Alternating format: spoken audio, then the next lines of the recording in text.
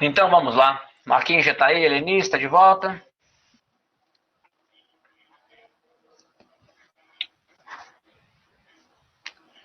Vamos iniciar então com uma oração. Algum de vocês gostaria de Vamos, nós orar? estamos aqui. Muito bem. Não pode orar. Não, pode orar você mesmo. Em nome de Jesus. Gostaria de orar, Denise? Tá, vamos lá. Ok. Senhor meu Deus, abençoa a gente nessa noite, dai-nos sabedoria, entendimento para entender mais e mais sobre a tua palavra. Te peço em nome de Jesus. Amém. Abençoe todos que estão nessa reunião com a gente. Abençoe também os que não puderam participar, onde eles estão, com qual compromisso eles estão, que eles estejam bem protegidos. Em nome de Jesus. Amém. Muito bem, pessoal. Sejam bem-vindos, então, mais uma vez, né? Deus possa nos abençoar. Foi necessário esse adiamento para dar oportunidade para quem não podia ontem, né? E alguns falaram que iriam dar um jeitinho, mas quem sabe eles ainda entrem aí. Nós vamos avançar, como eu estava dando uma explicação aqui no início, não é difícil, nós estamos na fase, número 9 da nossa série, né, desse livrinho.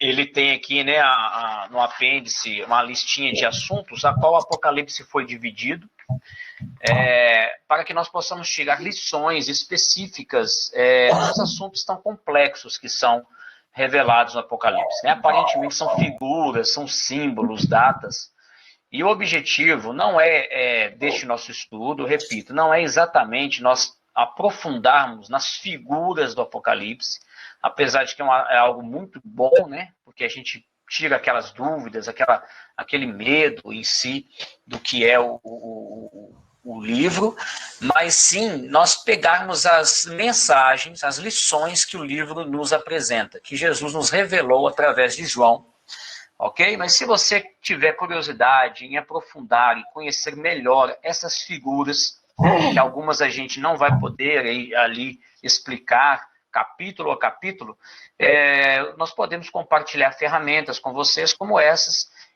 como essa que a gente mandou, um PDF, tá? Que eu vou mandar novamente, que é uma lista de símbolos e significados, pode te ajudar bastante, ok? Mas em se tratando do assunto em si, nós viemos numa sequência lógica de acontecimentos. Nós falamos lá no início sobre as 7 igrejas, né, que na verdade é o livro de Apocalipse em si. O livro de Apocalipse foram cartas que foram escritas por João, remetidas a algumas regiões da Ásia. E cada uma dessas cartas traziam mensagens impressionantes. Muitas delas, as pessoas que receberam e leram nem compreenderam, certo? Nem entenderam por que eles estavam lendo. Eles provavelmente pregaram ali para os seus seguidores, na cidade, nas congregações, mas alguns não compreenderam a fundo o que significava aquilo, mas cumpriram a missão. Outras dessas mensagens foram direcionadas para algumas pessoas específicas, não para o público, certo? E a gente vai, então, abrindo cada uma dessas revelações.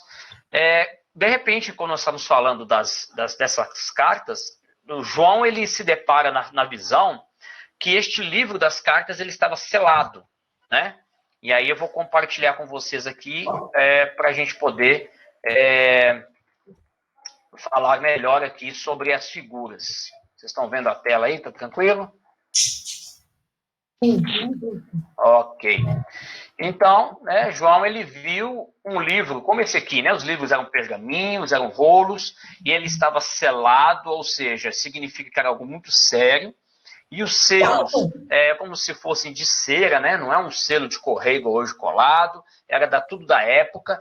Esse livro estava escrito por dentro e por fora, e ele era muito misterioso, né? Fazendo aqui só um resumo. E aí João ele ficou muito apreensivo, ansioso. Eu quero saber o que está escrito, meu Deus, o que está escrito nesse livro, o que eu faço? E aí ele viu uma visão de que ninguém teria autoridade para abrir esse livro, a não ser um ser, né?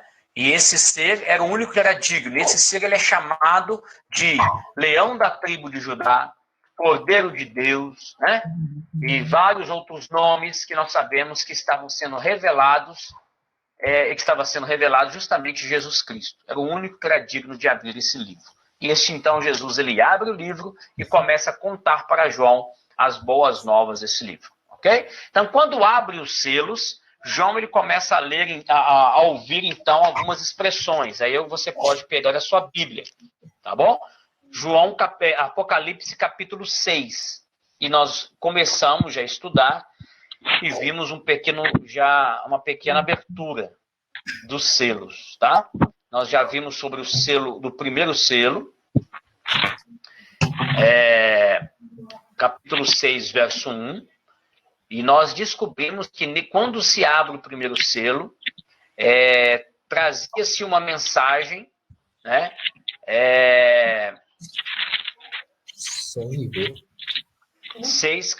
Capítulo 6, verso 1. Vamos fazer aqui uma leitura rápida do verso 2. Diz assim, olha: vi então, e eis um cavalo branco, e o seu cavaleiro com um arco, e foi-lhe dado uma coroa, e saiu vencendo e para vencer.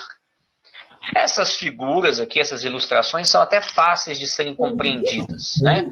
O porquê de um cavalo branco? O branco significa...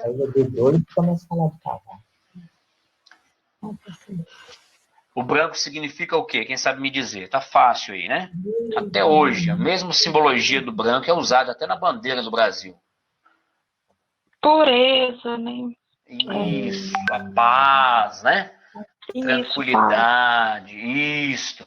Então, a cor branca desse cavalo significa isso, tá? O arco que ele traz é a conquista das vitórias. Tem alguns outros textos da Bíblia, em Hebreus, como está aí, em Salmos, fala de um cavaleiro conquistador, que com arco e flecha ele vencia e conquistava, né? A coroa é símbolo de poder e de vitória, certo? Ele saiu para vencer essa batalha. Então é muito simples compreender essa figura do primeiro cavalo. João compreendeu facilmente. E esse primeiro selo, ele ilustrava justamente o primeiro século da igreja, a primeira fase, a mesma simbologia lá das igrejas.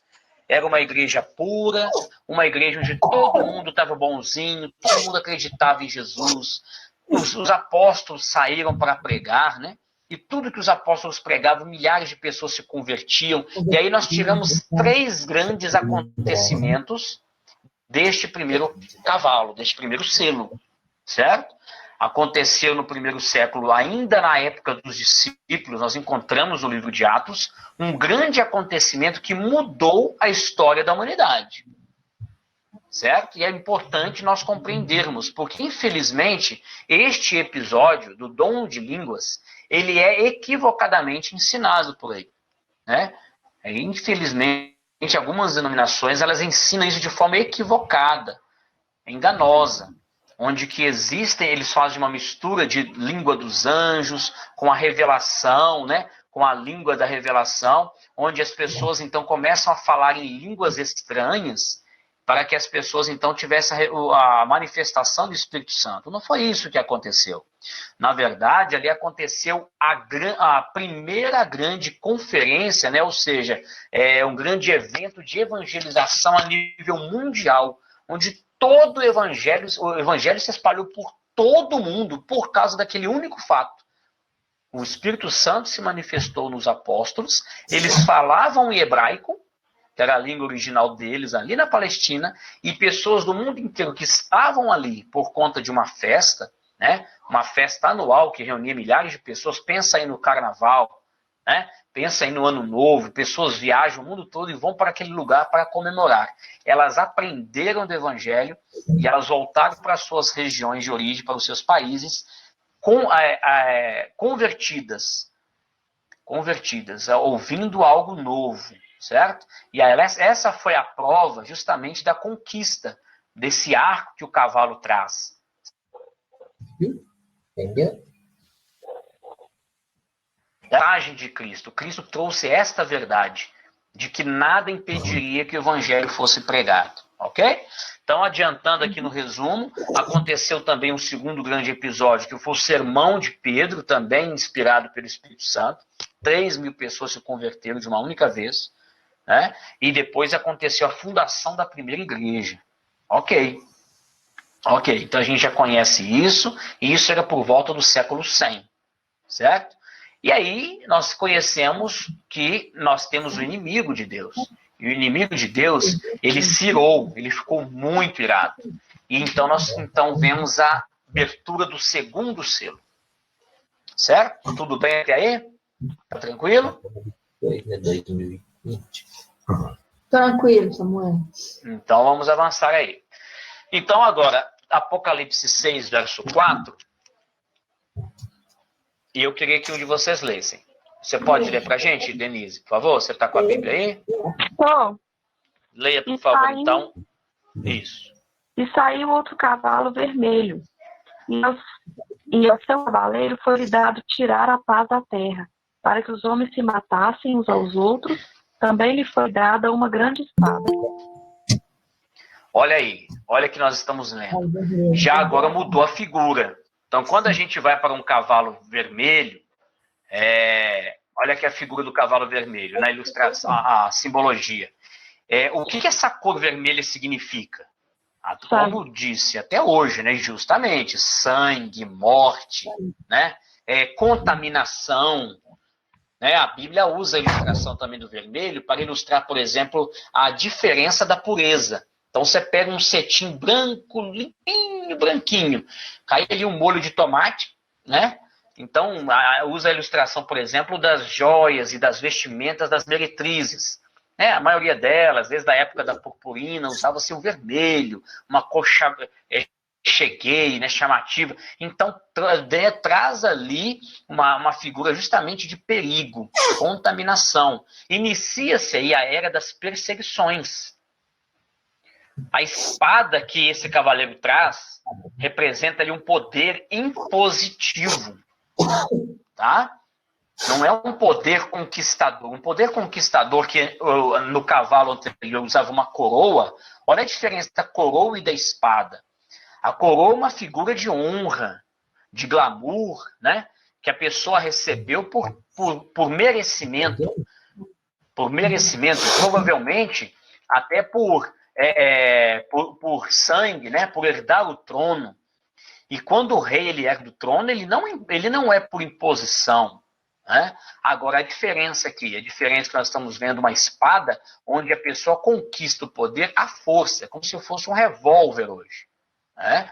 Por que um bandido é tão corajoso? Um bandido é corajoso para chegar no meio de uma praça cheia de gente e assaltar alguém, porque ele está com uma arma. Na verdade, ele não é corajoso, ele é covarde. Né? Justamente nessa fase, nesse período, lembrando mais uma vez lá das igrejas, das 7 cartas das igrejas, que a igreja pura de Deus, ela começa a passar por um período de não ter paz mais. As pessoas que estavam ali fielmente seguindo o que Jesus ensinara, os apóstolos ensinavam, elas começaram a perceber de que não era tão fácil assim ser cristão. Quando a igreja foi instituída oficialmente como a igreja de Deus, a igreja apostólica, a igreja dos discípulos, em Roma, né? E você vai lembrar disso daqui a pouco, você vai perceber que eu estou falando de uma organização que até hoje ela existe. A igreja apostólica criada em Roma, pelos legítimos discípulos, pelos verdadeiros seguidores de Cristo, era uma igreja verdadeira, pura. Mas o inimigo de Cristo, o dragão, o Satanás, ele ficou tão irado de ver que, primeiro, ele tentou deturpar a verdade por muitas vezes na história e não conseguiu. Jesus vem aqui à Terra e ele, então, inicia o seu ministério e Satanás, então, ele atuou como promotor da morte de Jesus, achando que matando a Cristo, ele estaria então sendo vitorioso. Mal ele sabia que já era propósito de Jesus morrer pelo ser humano. Né? Já falamos tudo isso aqui. Jesus ele se entregou, ele não foi assassinado. Né? Ele se deixou ser morto. E aí Jesus então ressuscita. Jesus ressuscita, Satanás fica irado, fica revoltado. E ainda, para piorar a situação dele, a mensagem de Jesus, ela se espalhava de maneira impressionante. E mesmo ainda nessa época, que acontecia uma coisa que poucos estavam entendendo por quê. Aqueles mesmos homens que perseguiam os cristãos começaram a fazer uma parceria, começaram a atuar meio que assim, deixando que os cristãos ficassem em paz, e começaram a propor acordos. Acordos, tá? Eu vou voltar um pouquinho aqui, olha. Essa é a época justamente da perseguição dos Césares, né? Os grandes líderes romanos, os grandes imperadores romanos. Tá? Começou a haver muita discórdia, discussão dentro da igreja, controvérsias. Alguns Césares, eles começaram a fazer o papel de cristãos, assumindo a figura de cristãos, ou seja, começaram a fazer algumas coisas que Jesus havia ensinado. Eles levantavam justamente confusão entre o povo. Por quê? O povo começou a desconfiar deles. Não, mas vocês são falsos, vocês estão fazendo isso para nos enganar. Começou a criar dúvida na cabeça do povo. Olha esse texto. Muitos gregos, romanos e gentios começaram a entrar na igreja sem ter abandonado os velhos costumes pagãos e doutrinas, e começaram a contaminar a pureza da doutrina que se mantivera durante o primeiro século. Então, muitas pessoas começaram a se converter, começaram a vir para dentro da igreja, mas não abandonavam os costumes e doutrinas pagãs. E a pureza da igreja, que era representada pelo branco, né, por aquele cavalo branco, começou a ficar manchado, começou a ficar contaminado. E aí eu me lembro de uma história, tá, de alguns historiadores que trazem essa história, de como que a perseguição desses Césares eram tão cruéis. O Império Romano, ele ficou caracterizado por ser um dos impérios mais dominadores de todas as eras. Pensa hoje no maior império mundial, que é os Estados Unidos. Roma era muito mais. E Roma, por eles terem sido grandes conquistadores, eles herdaram costumes de guerras terríveis. Eles trouxeram, inclusive, dos assírios, que eram os grandes bárbaros, costumes de tortura e repreensão.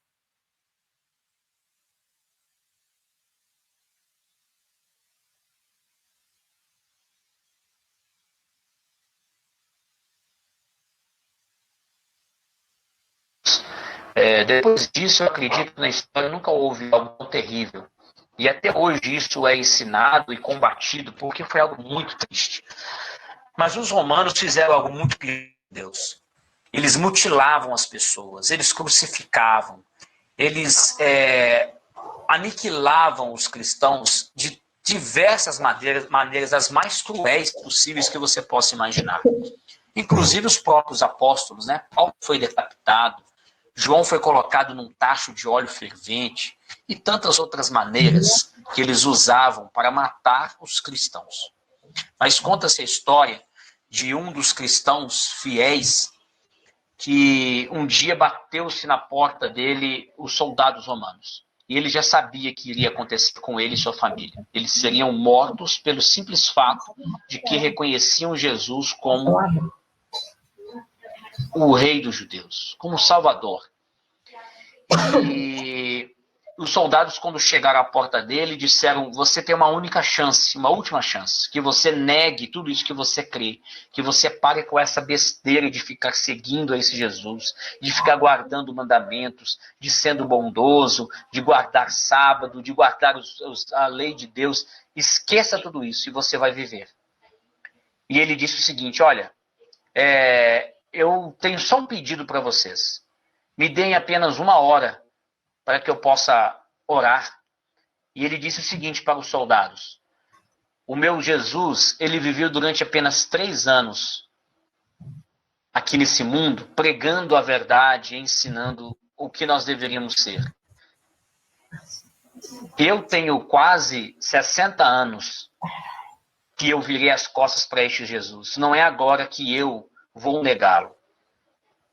Eu vivo uma vida porque Jesus deu a vida dele por mim. E ele entrou para dentro de casa, os soldados deram a ele essa chance de que ele pudesse se despedir da família e orar.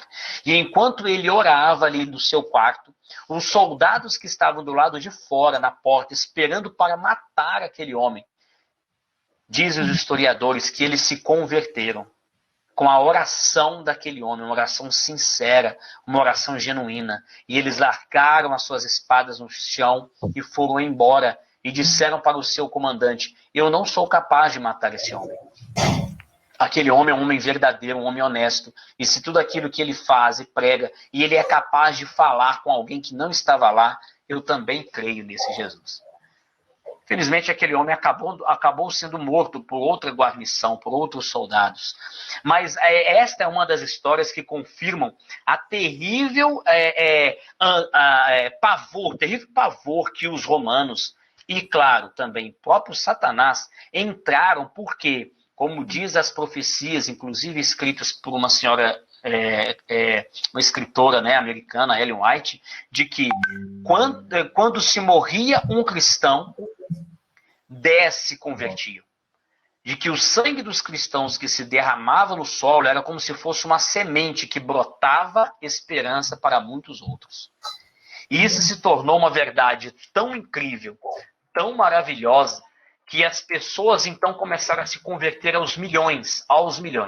E Satanás mais uma vez foi derrotado, mesmo nessa era, percebendo de que não adiantava ele então combater as pessoas pela espada, combater os cristãos, a verdade, o que Cristo havia feito, não adiantava ser pela força.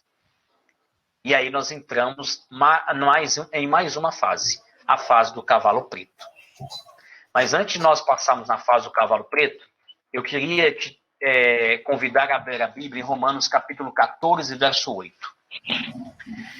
Esse verso é mais um daqueles que eu te aconselho a marcar na sua Bíblia, tá? Seja bem-vinda, Ana. Não tinha te visto aqui não, dona Ana? Romanos 14, verso 8. Esse verso ele é poderosíssimo. E ele foi escrito por Paulo justamente nesta era que nós estamos acabando de citar, entre o ano 31 e o ano 100, quando os cristãos eram perseguidos por causa da justiça. Olha o que ele diz aqui. Porque vivamos para o Senhor. Se vivemos para o Senhor, vivemos. Se morremos para o Senhor, morremos. Quer, pois, vivamos ou morramos, somos do Senhor. Esse texto, ele é poderosíssimo. E ele traz para a gente essa reflexão aqui, olha. Você faz suas escolhas e elas fazem você. Sabe por quê? A grande questão está não em o que nós fazemos, mas em o que nós escolhemos. E aí eu faço já para você o primeiro apelo desta noite. A quem você escolhe seguir? Está em nossas mãos. A Bíblia ela tem para nós mensagens e verdades que justamente nos direcionam para um ponto de decisão. A quem nós vamos escolher seguir? Muitos escolheram seguir o próprio benefício da vida.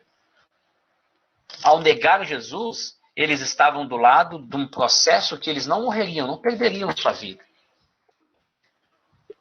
Mas eles negariam a verdade. Pense sobre isso, isso é muito importante. Nós entramos então na fase do terceiro selo, o cavalo preto. E aí eu queria que alguém lesse para mim o que está escrito em Apocalipse 6, 5 e 6. Quem vai ler? Apocalipse 5. Eu posso ler 6. E havendo aberto o terceiro selo, ouvi dizer ao terceiro animal: vem e vê. E olhei, e eis um cavalo preto, e o que sobre ele estava sentado tinha uma balança em sua mão. E ouvi uma voz no meio dos 4 animais que dizia: uma medida de trigo por um dinheiro, e 3 medidas de cevada por 1 dinheiro. E não danifiques o azeite e o vinho. Olha, aqui traz algumas figuras um pouco complicadas, né? Então vamos lá. Primeiramente, vamos aqui tentar entender a cor. A cor preto, se a gente vem ali o branco, a pureza, o vermelho já contaminou, sujou um pouco, e a gente tem a cor preta. A cor preta nós sabemos que infelizmente sempre traz ilustração de trevas, escuridão, né? Falta de luz, né? E justamente esse é um período um dos mais terríveis que a igreja passou, tá? O luto. Talvez você já tenha ouvido falar, até no ensino da história, na escola, né? Sobre a Idade Negra. Não sei se você já ouviu falar sobre isso. A Idade Negra é justamente um período que a humanidade, do ano 313 ao ano 538, isso na escola, inclusive, secular, é ensinado tranquilamente. Você pode pesquisar depois no Google, lá digita lá, fase negra da história. É onde justamente até o conhecimento das pessoas ficou enuvecido. As pessoas são como se tivessem perdido a inteligência. Não houve nesse período um grande destaque de descoberta.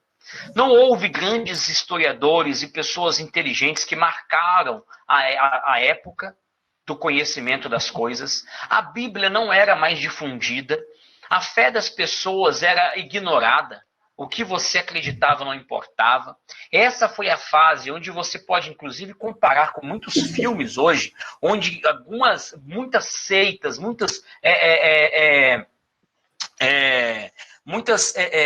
como que se fugiu a palavra aqui? Muitos rituais eram praticados, porque a grande mistura de conhecimento, de fé, se tornou tão contaminável que as pessoas não sabiam mais em que acreditavam. Então você, no meio de um grupo de pessoas que eram evangélicas, que eram cristãs, né, que seguiam a Cristo, você de repente começava a vê-los a fazer ali um ato de magia negra. Você ia ver outras pessoas adorando ali imagens, você vê outras pessoas simplesmente desprezando a fé. E aí eu queria que você assistisse comigo esse vídeo, porque esse videozinho ele vai trazer explicação muito mais clara desse período tão sério da idade, da época da humanidade. Assista comigo, preste atenção, porque esse rapaz ele explica com muita clareza tudo que a gente precisa entender sobre esse terceiro selo, tá bom? É rapidinho e daqui a pouco a gente volta para comentar. Imagens ao vivo de Bagdá, 9 horas da noite, resolvendo.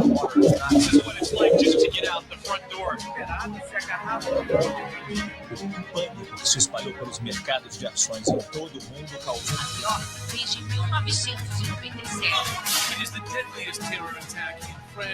Destruindo a vegetação, destruindo as casas. A Itália atingiu o pico de mortes pela pandemia do novo coronavírus na Mato Expresso. A Agência Nacional.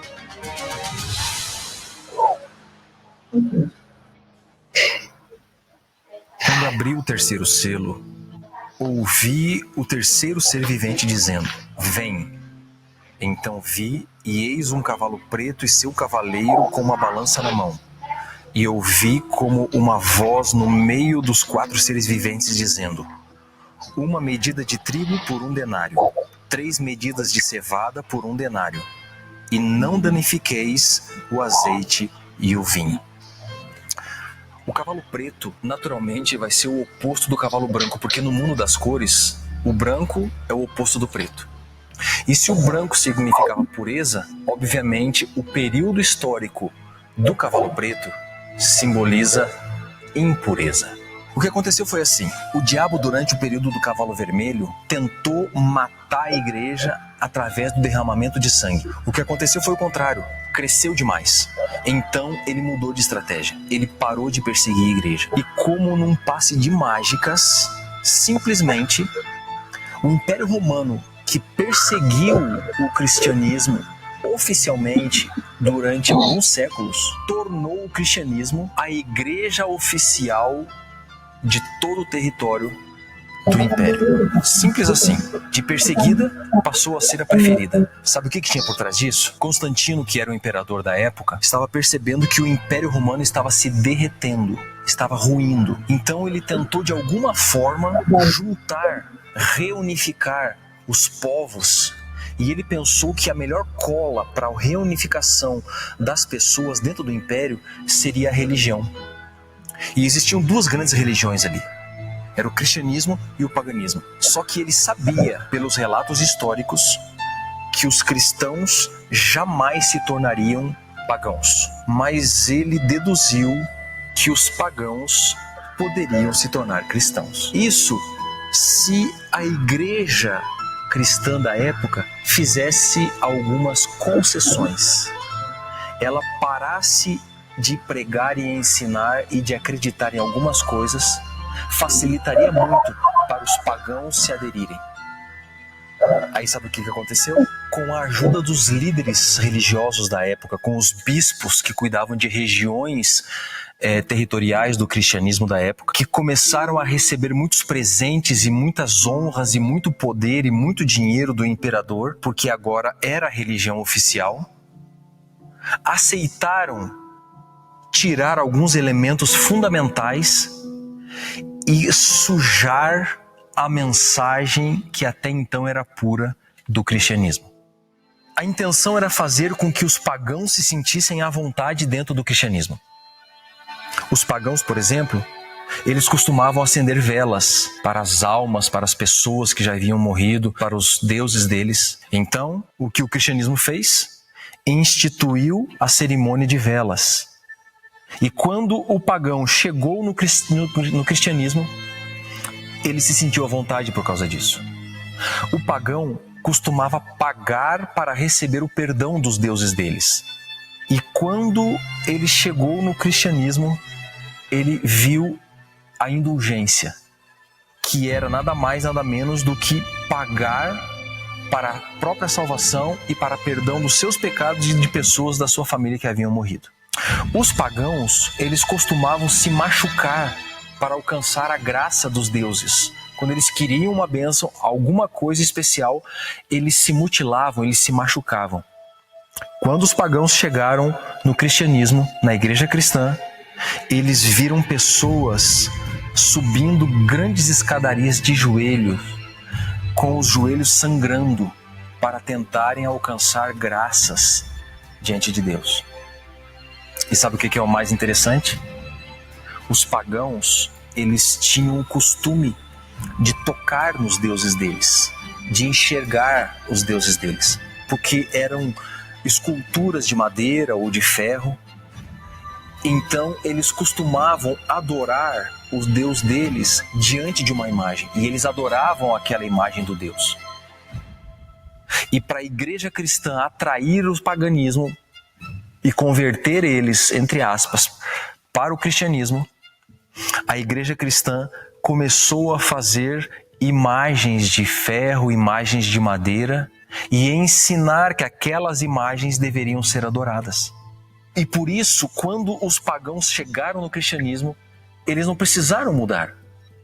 Eles se sentiram à vontade. Mas a sujeira do cristianismo não foi só até aí. Foi pior do que isso.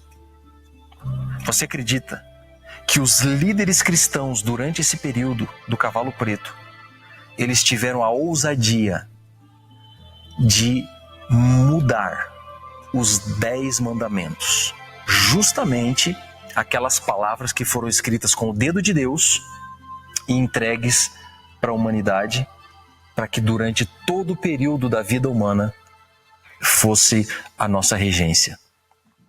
O segundo mandamento denunciava que aquilo era errado, porque o segundo mandamento fala que nós não devemos adorar imagens de escultura. Eles arrancaram esse mandamento e agora eram 9 mandamentos. Mas historicamente todo mundo sabia que eram 10 os mandamentos. Então sabe o que foi feito? O 10º mandamento foi repartido em 2. E aí voltou-se a ter os 10 mandamentos. Mas esse ainda não foi o fundo do poço. Você nunca se perguntou por que o domingo entrou no cristianismo? Se Jesus nunca ensinou que o domingo era o dia santificado, se a Bíblia sempre falou que foi o sábado, se Jesus guardava o sábado, foi nesse período, ainda com Constantino lá no começo, que por uma jogada política converteu-se e se batizou para o cristianismo, mas ele tinha uma coisa no coração dele. Ele amava, ele adorava o Deus dele. Era o Sol. O Deus Sol era o Deus oficial e o maior dos deuses dos romanos e do Império Romano. E existia um dia santificado ao Deus Sol. E esse dia era o domingo. Por isso que em inglês, até hoje, se fala Sunday, dia do Sol. E aí então, ele pegou esse dia, que era o dia venerável do Deus Sol, e trouxe para o cristianismo, para que ele se sentisse confortável, para que ele aplacasse a ira do Deus dele e para que os pagãos que também adoravam o Deus Sol se sentissem identificados dentro do cristianismo. E dessa forma, Constantino arrebentou com o quarto mandamento que fala: lembra-te do dia do sábado para o santificar. Por isso que João viu na saída do cavalo preto uma voz que dizia: 1 punhado de trigo por 1 denário. Essa proporção era muito inflacionada. 1 denário dava para comprar 15 vezes uma porção de trigo. Isso significava que o evangelho puro, o pão que alimenta espiritualmente, Jesus, o pão da vida, estava inacessível para o povo, estava distante do povo. E também o cavaleiro carregava uma balança, que pode significar o materialismo da época, porque a igreja cristã se tornou materialista, porque os bispos da época ficaram ricos e poderosos. Mas também pode significar que o cavaleiro estava buscando pesar, ver o peso da igreja. E só que essa igreja foi achada em falta. Lá no finalzinho do trecho do cavalo preto, a voz disse para João assim: preservem o vinho e o azeite. Significa que no meio dessa escuridão espiritual, com a igreja completamente corrompida e suja, ainda tinha um grupo que mantinha as características que Cristo havia ensinado. Mas as coisas ainda iriam piorar demais. João viu Jesus quebrar o quarto selo e saiu um cavalo amarelo. E esse foi pior do que todos os outros cavalos. No próximo episódio, você vai entender por quê.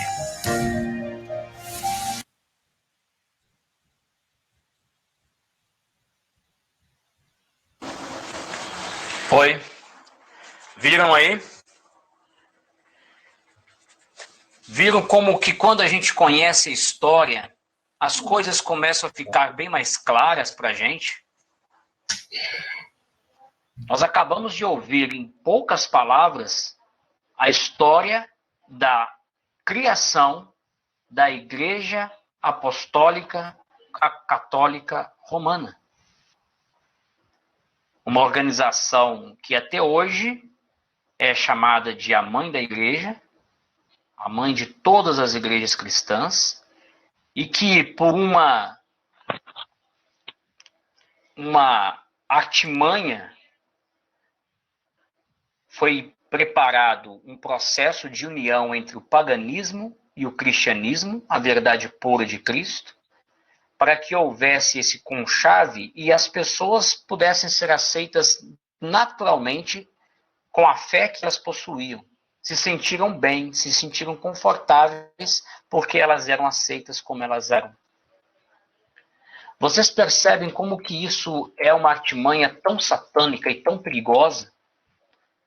E que com pequenas coisas que na época, ou até hoje, são praticadas com tamanha inocência, e até veneradas de tamanha fé, como, por exemplo, a adoração, né, a oração às imagens, o culto da missa, é algo tão bonito, tão singelo, mas tão perigoso, porque quebra a verdade bíblica. E aí eu queria que vocês lembrassem da fala aí do locutor, de que Satanás ele estava tão irado e percebeu que não adiantava acabar com o cristianismo pela espada, E ele resolveu, então, criar um processo de manipulação, de contaminação completa. E as pessoas não tinham acesso à verdade.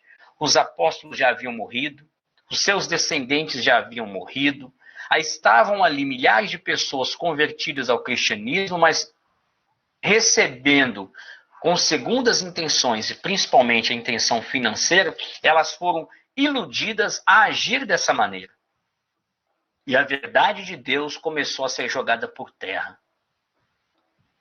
Lembra então quando você já ouviu por aí dizendo que em algumas orações, né, velai por nós, essa questão da vela, como que é fácil compreender que é um ato de paganismo?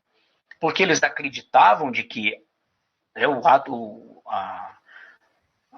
o segmento paganismo pagão, de que a pessoa quando morre, a alma sai do corpo e fica num estado de escuridão, de não saber para onde vai. Então a vela era acesa para guiar a alma da pessoa, para que a alma encontrasse o seu caminho. Percebe como que parece que uma coisa tão simples, até quando nós vamos numa cerimônia fúnebre e nós chamamos de quê? De velório. Porque é justamente numa cerimônia fúnebre onde a origem cultural era de acender velas em volta daquele corpo para que a alma encontrasse luz do caminho que ela precisava seguir. E nós, como cristãos, que conhecemos a palavra de Deus, será que não precisamos nos posicionar diante de mentiras que estão sendo empregadas e nós acabamos convivendo e fazendo coisas até parecidas? Como que o inimigo pega uma situação que a palavra de Deus ensina que é de prosperidade, que é de fidelidade, gratidão, por exemplo, através dos dízimos e das ofertas, e transforma numa situação deturpada, que a igreja se enriquecia, e se enriqueceu mesmo.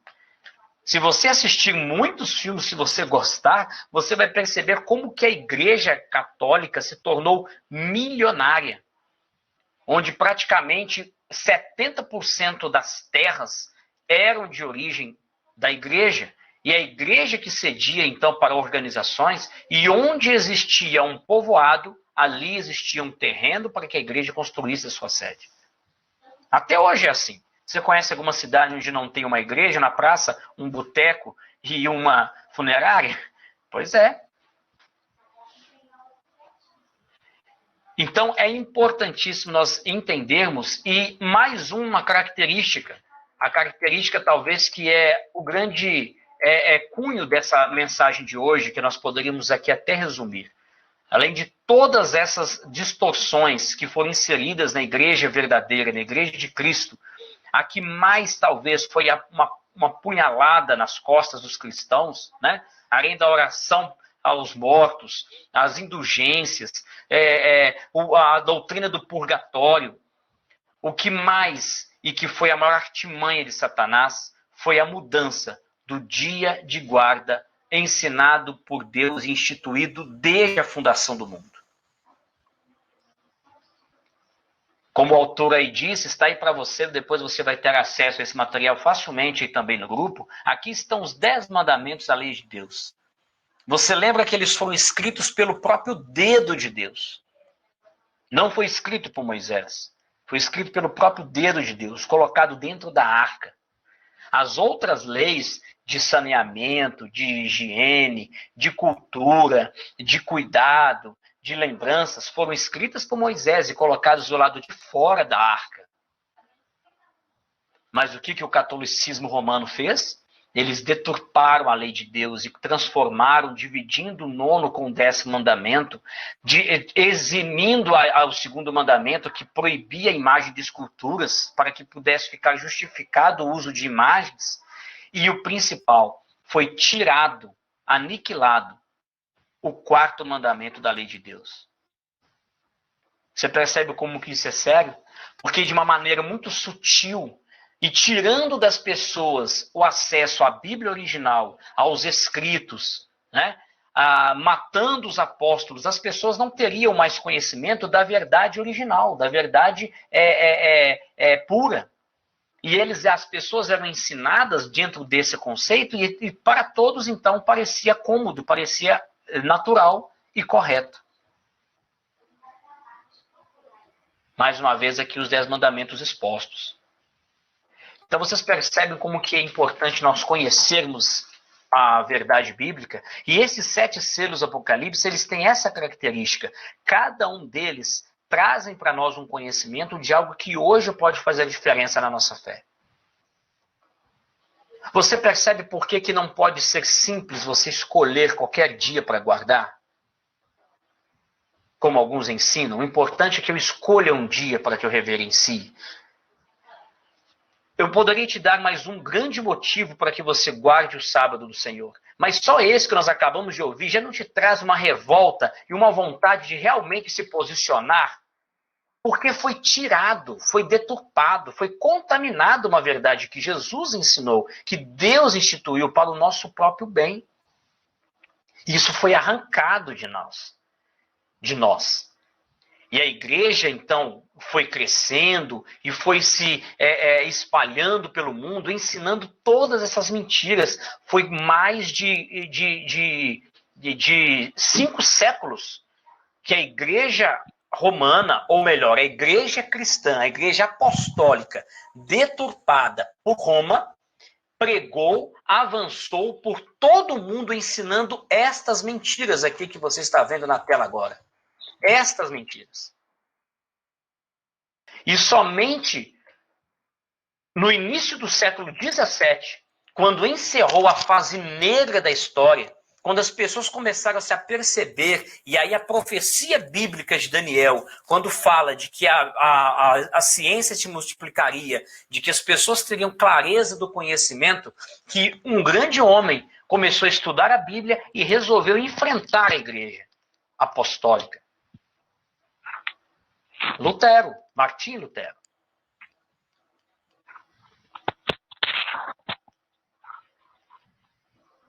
E quando as igrejas, então, chamadas de protestantes, porque nasceram de um movimento de protesto, de revolta, né, elas se posicionaram, começou-se então a nascer muitos movimentos, né, que hoje nós conhecemos como igrejas evangélicas. São as igrejas que decidiram voltar ao verdadeiro evangelho. O evangelho de Cristo. Graças a Deus, Senhor. Graças ao nosso Senhor Jesus. Nossa Deus. Você percebe como é que é claro quando nós entendemos na história a Bíblia confirmada? A nossa fé tem que ser baseada em fatos. Não em crenças subjetivas, não em que pessoas anônimas ou aleatórias ensinam, não em que simplesmente a cultura de pais, avós, cidade, raça nos induzam ou nos conduzam. E é por isso, por verdades como estas, que nós acabamos de compreender aqui, da fase negra da história, de escuridão espiritual, que Satanás ele criou esse período, né? Ele proporcionou isso para que as pessoas estivessem cegas, surdas e mudas e não soubessem da verdade, que nós hoje temos que ser chamados novamente de cristãos. E o convite que eu faço para você, meu querido, minha querida, é que você seja chamado de cristão, sem medo. Sem preocupação do que as pessoas vão pensar, porque nós temos muitos motivos suficientes para que nós tenhamos coragem de simplesmente um destes fatos, né? Guardar o santo sábado do Senhor. Samuel, mas o mundo inteiro guarda o domingo. Isso não existe mais. Você vai concordar com quem te fala isso, realmente. Isso é triste, porque isso foi apagado. Foi uma tentativa de apagar da história. Por que 99% das pessoas que você conhece não guardam o sábado? Porque estão enganadas. Foram dilubriadas, foram iludidas. A verdade da Bíblia foi apagada. Samuel. Sim. Ou queiram deixar ser enganada, né? Porque é mais cômodo. Exatamente. Exatamente. Né? Porque tem muitos princípios na Bíblia, por exemplo, do dízimo. O dízimo foi criado no Velho Testamento. Exatamente. Como é cômodo para todas as igrejas, eles mantêm. Agora, o princípio do sábado como dia de guarda foi criado também no Novo Testamento, mas usam que é lei de Moisés. Esquecendo que Deus criou o sábado lá no Éden. Não foi Moisés que criou. E isso se torna algo incomum, né? Se de repente hoje você é chamado de sabatista, ou adventista, ou judeu, são aqueles que guardam o sábado, você é uma pessoa estranha. Você não vai trabalhar, então você vai, puxa vida, vai perder o emprego. Como é que você vai fazer? Sabe o que eu te aconselho a pensar? O que Jesus faria no meu lugar? O que Jesus faria? Porque não foi por um emprego, não foi por um conforto, não foi por uma falta ou melhor, por um reconhecimento da família, reconhecimento de amigos. Foi pela própria vida dele que ele decidiu viver assim. E hoje nós escolhemos, como nós lemos em Romanos capítulo 14, 8, né? As nossas escolhas que nos fazem ser quem somos. Nós escolhemos fazer aquilo que nos convém. E é por isso que a humanidade caminha dessa maneira. Ao invés de escolhermos o que Cristo nos ensinou, o que Cristo nos deixou, o que Deus instituiu, que seria para o nosso próprio bem, para o nosso próprio descanso, nosso prazer e para a bênção das nações. Este assunto sobre o dia do Senhor, ele é um assunto específico para um estudo completo. Eu sei que tem muitas dúvidas, talvez, na sua cabeça sobre esse assunto. Eu sei que você talvez já tenha ouvido muitas pessoas sinceras, cristãs, questionando sobre o sábado, por exemplo, foi abolido por Cristo, e vai te mostrar um texto bíblico que fala sobre a abolição, né? Ou seja, o cancelamento do sábado, de que agora é uma nova ordenança. Você vai ouvir falar de que você pode guardar, sim, um dia, mas você não precisa definir que é o sábado. Você talvez já ouviu falar de que isso é coisa do passado, como a Ana citou, que é de Moisés. Então é por isso que vai ser necessário que nós estudemos um estudo completo sobre o dia do Senhor. Tá bom? E aí eu vou te trazer aqui algumas referências bíblicas que são até muito mais significativas para que você pense e baseie a sua decisão. Porque não basta nós acreditarmos de que o sábado, então, é dos 10 mandamentos, não basta simplesmente eu te provar de que não foi cancelado. Existe um assunto muito sério relacionado ainda sobre o dia do Senhor. Que nós vamos falar sobre o selo de Deus e o selo da besta. Ok? Nós vamos deixar isso para outro dia. Mas hoje nós poderíamos encerrar por aqui, justamente deixando essa reflexão.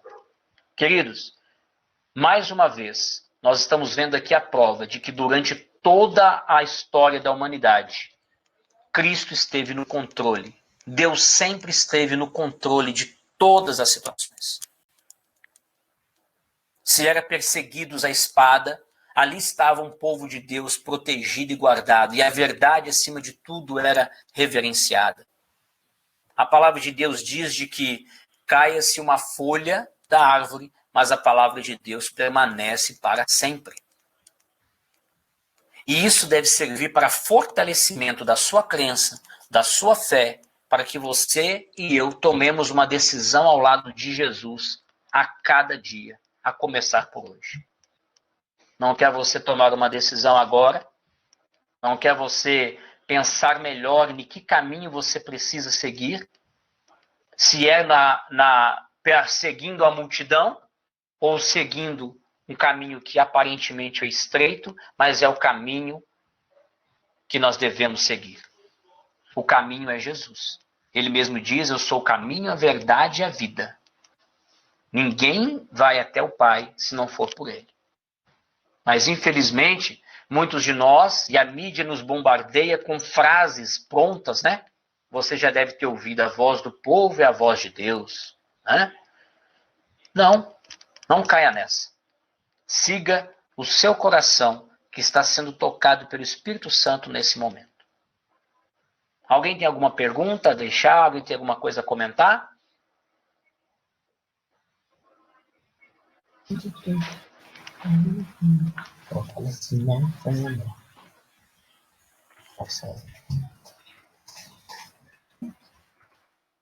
Não? Sei não. Ok. Vou colocar aqui uma música, então, para a gente poder refletir e meditar, tá? Que o nosso Deus, ele nunca nos desamparou. Ele sempre está ao nosso lado. E aí nós vamos, então, orar. Mantenha-se firme na mão do Senhor. E se você se sentir tocado e falar para Ele que você precisa, que você sente que precisa ter uma nova decisão, um novo caminho de vida, fale isso somente para Cristo. Fique tranquilo que você poderá ser muito bem orientado e direcionado. Ele te guiará para você entender como é possível esse processo de viver de acordo com os caminhos de Deus. Ouça essa música e confie no Senhor.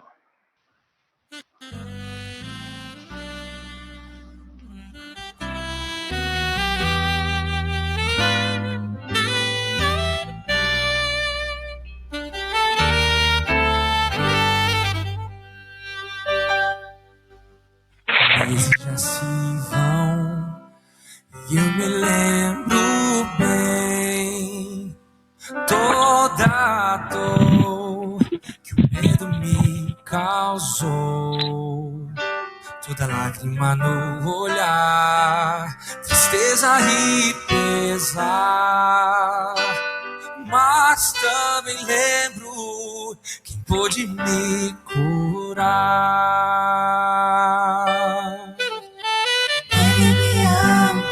Ele me amparou, ouviu meu chorar, me deu a mão, me consolar e foi capaz de aqui morrer. Hoje eu poder viver quando tudo desabou.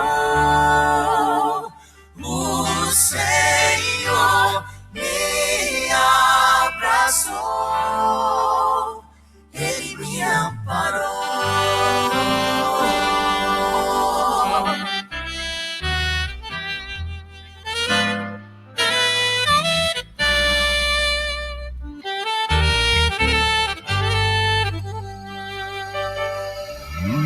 Se hoje você vê a luz na escuridão,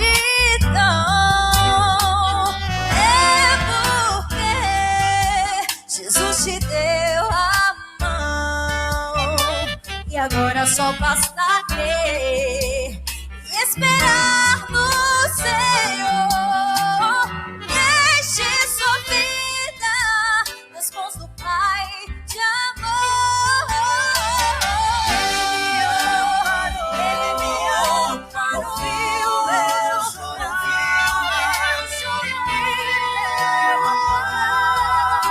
pra me consolar. Foi capaz de aqui morrer. Hoje eu poder viver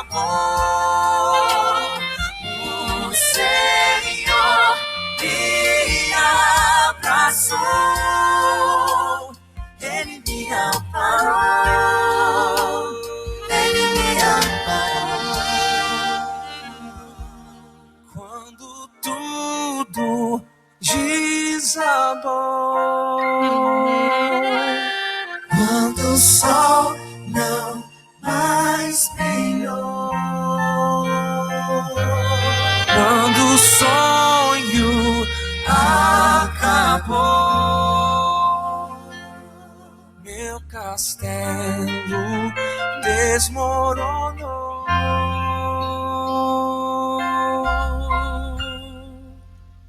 Ele me amparou.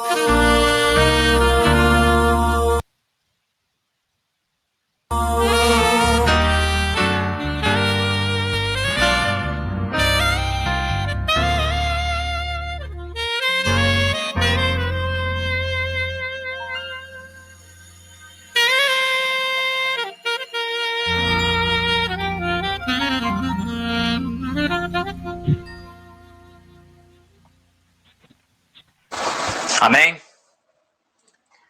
Amém. Nosso Deus nos ampara sempre, mesmo em meio a qualquer tempestade. Que Deus abençoe você, sua família, sua vida. E fale com o Senhor, fale com Ele, fale o que você está sentindo. Pai, eu acredito, eu não acredito, eu estou confuso. Mas não deixe de pensar sobre tudo aquilo que nós temos estudado. Porque a palavra do Senhor, ela é luz para a nossa vida. Oremos. Querido Pai, louvado seja o teu nome. Nos sentimos abraçados agora, porque o Senhor nos amparou. Amém. Mesmo em meio, Senhor, a tanta dor, tanta dúvida, tanta dificuldade. Vivemos, Senhor, um momento tão desesperador, Senhor, que a humanidade nunca passou, talvez, Deus, de pandemia, de desespero, de confusão nos governos. E, Senhor, a nossa mente também está sendo bombardeada por informações, por conta da internet que hoje nós estamos inseridos nela. Mas, ó Pai, nos abençoe para que a Tua verdade prevaleça. Que o Teu Santo Espírito, ó Deus, seja a voz maior que nós possamos ouvir. Amém. Possamos, ó Senhor, dar atenção ao que o Senhor tem nos falado através da Tua palavra. E que a nossa vida, a nossa fé possa ser firmada única e somente no Senhor. Amém. Nos ajude nas decisões que precisamos de tomar. E eu oro, Senhor, em especial por cada um dos nossos amigos que estão aqui neste estudo, em nome de Jesus. Amém. Amém. Amém. Pessoal, feliz semana. Fiquem com Deus. Até a próxima. Até a próxima. Feliz semana para todos. Com Deus. Abraço.